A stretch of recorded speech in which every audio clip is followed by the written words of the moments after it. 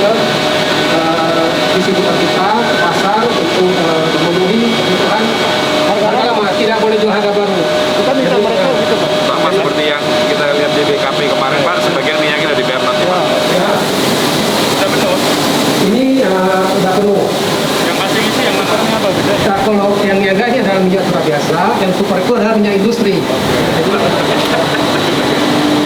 Nah, ketiga Di sini yang ketiga besar Pak, karena kebun kita kan kalau sendiri itu harus ada di Sumatera. Yang berapa dari Bandung? dari Bandung saya tadi jam 7-an Pak. Jam 7-an? Iya, Udah siang sih ya? siang Pak. Jadi ntar sampai malam? Iya Pak. Sampai sininya udah Udah siang? Jam 11 tadi sampainya. makan, udah makan. Alhamdulillah udah. Tahu nggak ini Pak kamu?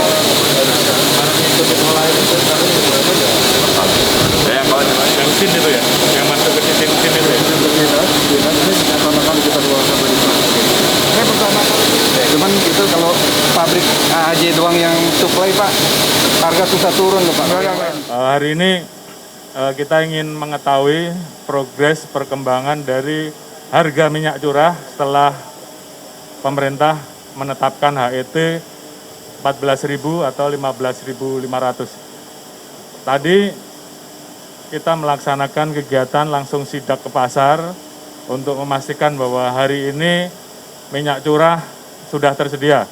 Hari ini tadi kita cek ke Pasar Minggu, kita tanyakan langsung ke beberapa pedagang bahwa harganya dilepas dari pasar tradisional 15.500 per kilo atau 14.000 per liter. Saya cek ke distributor RNI tadi dilepas dengan harga 14.000. Jadi kurang lebih masih ada selisih profit yang masih bisa didapat oleh pedagang di pasar tradisional. Dan ini tadi kita cek langsung ke PT Asian Agro, beliau sampaikan bahwa hari ini beliau mengeluarkan kurang lebih 800 ton per hari. Dan tentunya secara bertahap nanti diharapkan seluruh kebutuhan pasar tradisional, kebutuhan masyarakat terkait dengan minyak curah ini betul-betul tersedia.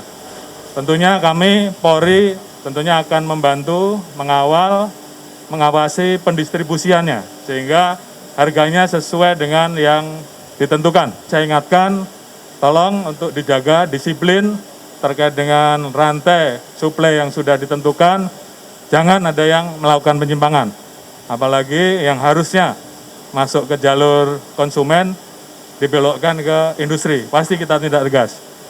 Saya himbau kepada rekan-rekan produsen, rekan-rekan distributor yang sudah terdaftar dan membuat fakta integritas untuk segera menyalurkan barang, menyalurkan minyak sehingga keberadaan minyak di pasar segera cepat bisa terisi.